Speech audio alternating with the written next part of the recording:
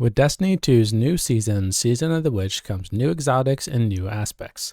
Today we'll be diving into a Warlock Strand aspect, Warlock, which offers quite a bit of utility and decent burst to your already powerful kit.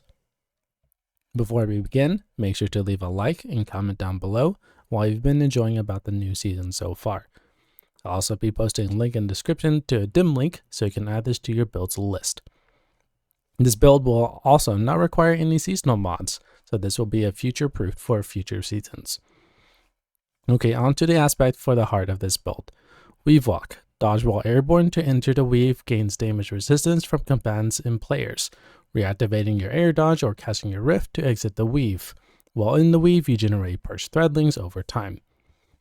This might sound a bit complicated, so let me break it down for you.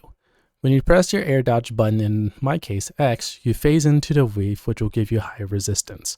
On this note, at the time of this recording, the resistance is at 90% damage reduction, so be expecting adjustment down the road. Hey everyone, Editor N7 here. So at the time of this video editing, Warlock is currently disabled. So past N7, you're right. Let's see what kind of changes they have, and back to the video. Yeah. This will also drop any aggro you have from enemies and will also generate Threadlings that will circle around you. Pop your rift or press X again to exit to be able to use your weapons and your newly acquired Threadlings. Things to keep in mind.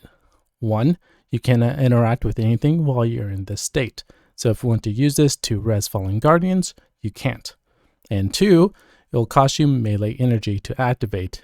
And finally, this is an add clear focus build, so don't expect to do high DPS to bosses. Now that you understand how the aspect works, here's my build to fully utilize the aspect to its fullest. For grenades, I'm using the Shackle Grenade for more crowd control, but it's up to you on what you want to use here. Aspects will be Warlock, which we already covered, and Weaver's Call. Cast your rift to weave 3 Threadlings, and deploy Threadlings you have purged. Now with Warlock, we are limited to 3 fragment slots only. So 1 fragment is highly suggested, while the other 2 are more up to you. The important fragment is Thread of Evolution. Threadlings travel further and deal additional damage.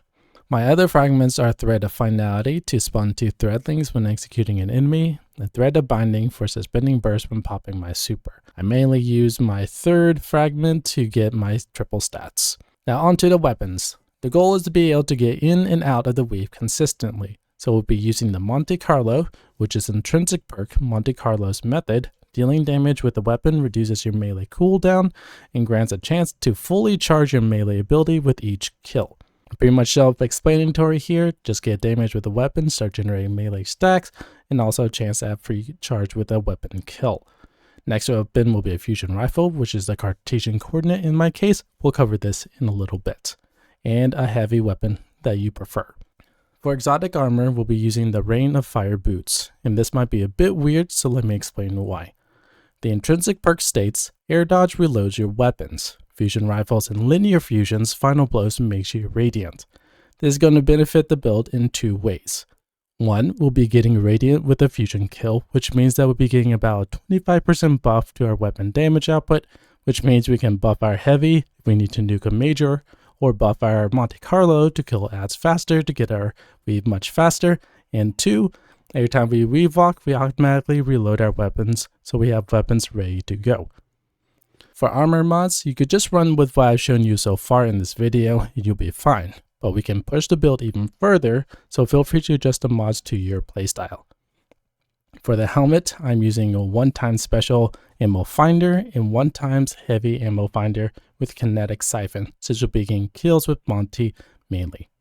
For gloves, I'll be using 2x kinetic reloader mods, and I'll be using fastball, but this is not required. For chest, go with the resistances of the activity. For legs, I'm using kinetic weapon surge, orbs of restoration, and recuperation to keep our health topped off. For our class item, I'm using a 2x outreach, which will give us melee energy back when popping our rifts, and powerful attraction. Now that everything is set, what is the rotation? The simple rotation starts with going into the weave to get your purged Threadlings. Once you have them, cast your rift to get out of the weave and you have 8 Threadlings deployed. 5 from your perch while you're in the weave, and 3 from Weaver's Call aspect. Clean up with Monty to get your melee kills back, and you should have a bit of a boost with the 2x outreach mod since you popped your rift. Now for longer fights, after you do your initial burst, use your Shackle Grenade to suspend enemies when needed, then switch to your Fusion Rifle to get a kill to proc Radiance to buff weapon output. So if you need to burst a champion, high tier enemy with your heavy, you're all set to go. Also with Radiance, you're buffing Monte Carlo, so the chance the perk to proc is much higher since you're getting kills, so you might get an instant melee stack so you can go back into the weave. Now remember, this is a de-aggro feature as well, so if you need to disengage from the fight, just pop it, find a spot to heal up, then re-engage the fight. Well, there you have it, a Threadling build with high burst and self-sustained. Hope you enjoyed the video, and I'll see you in the next one.